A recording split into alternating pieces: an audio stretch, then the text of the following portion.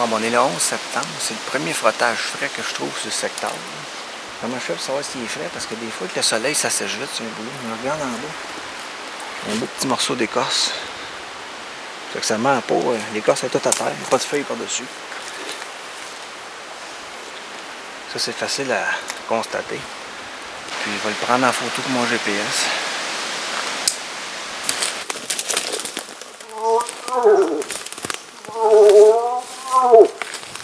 Je l'ai écrit dans mon livre, j'ai déjà écrit dans le magazine Sentier, puis je le donne, je le dis aussi durant mes formations, ça chasse à l'enfant. Les gros bocs, puis les bêtes adultes, point, utilisent les sommets de montagne. Ici, on est sur le sommet le plus haut du secteur. Il y a beaucoup de nourriture en sous-étage. Puis, on marche depuis tantôt, on voit quelques signes de route de l'année passée. On arrive, on voit cette belle grosse couche-là. Regardez le flanc, je peux montrer Dany, regardez le flanc, c'est plein de nourriture dans le sous-étage. Un beau dégagement pour se sauver. Les émanations d'odeur le jour montent, ils ne peuvent pas se faire prendre par les prédateurs. Puis si les prédateurs les approchent, ils les voient. On arrive ici, l'arbre est tout dénudé, c'est plein de marques d'apanache. Pas de cette année par contre. Regardez les rainures. Hein? Fait que ça, c'est une couche qui de temps en temps est utilisée par des mâles. Malheureusement, pour nous autres, ce matin, elle était vide.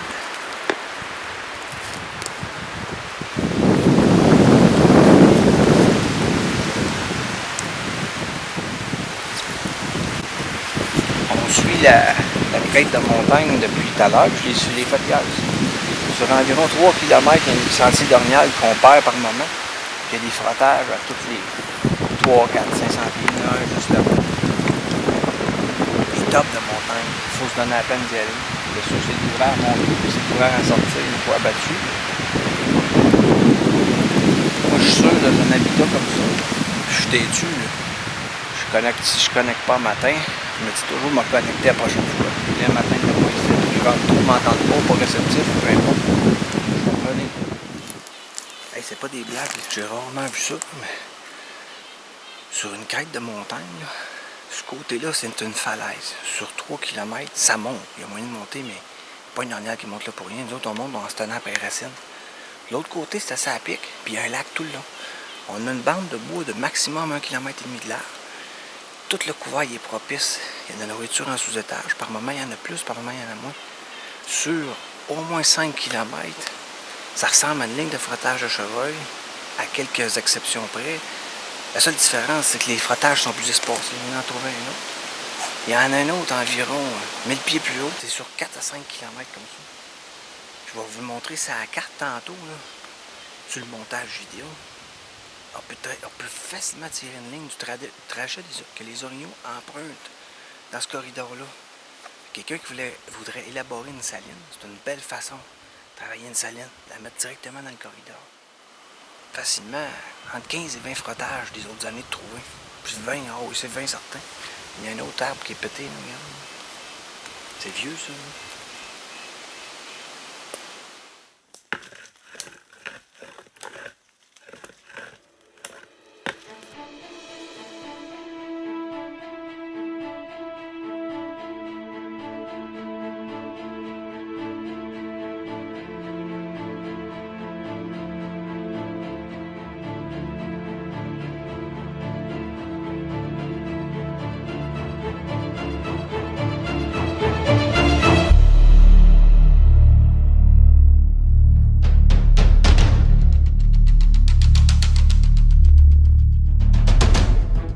On vient de prendre toute une ride. Vous voyez la chaîne de montagne qui est là en avant? On a monté dans le cœur là, il y a une selle. On a monté sur le top. On a été sur l'autre versant. On a longé ça. On a tout fait le top là. On a redescendu dans le coulé de l'autre côté qu'on voit pas. On est revenu comme ça. On a sorti à 600 mètres plus loin du chemin ici. Parcours en montagne d'environ 7 km de niveau. Beaucoup de signes. On a même trouvé un nouveau frottage. Malheureusement, des vents forts et la pluie, pas de réponse. Je n'ai pas vu d'oignons non plus.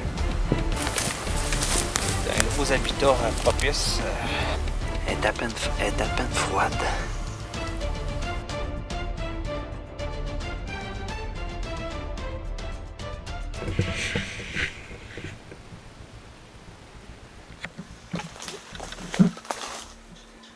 exactement comme je m'attendais. Arrivé sur le plateau, sur le top, on trouve des frottages des autres années.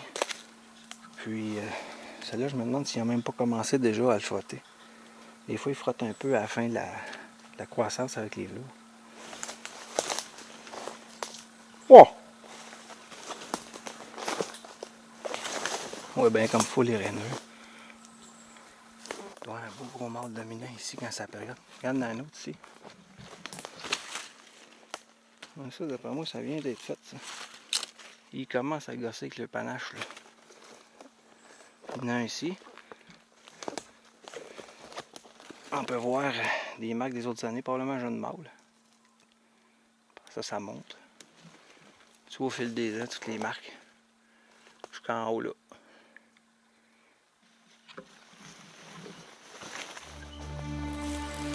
À partir d'ici, jusque-là. Fait que c'est-tu le gros boc qui a repassé? Ou c'est un autre, on s'en fout. L'important, c'est qu'on le voie. Là, on termine notre 5e journée de chasse aujourd'hui. Je vous dirais pas que c'est facile, c'est vraiment difficile. Les montagnes sont escarpées, il faut qu'on aille loin des chemins pour avoir un petit peu de signe. Hier, j'ai marché 19 km dans des montées-descends, dans le sale par moment. Ça devient très fatigant, les gars sont tous un peu fatigués, mais on lâche pas, on garde le sourire, on s'amuse, on est à la chasse. Puis on espère qu'on va passer à bonne place au bon moment, d'ici à ce qu'on parte, parce qu'on sait qu'il y en a. À date, on n'a juste pas été chanceux au niveau des gros.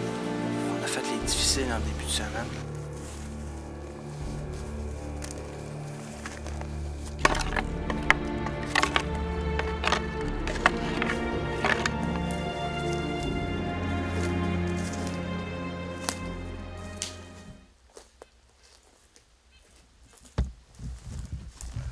Avez-vous vu les beaux frottages?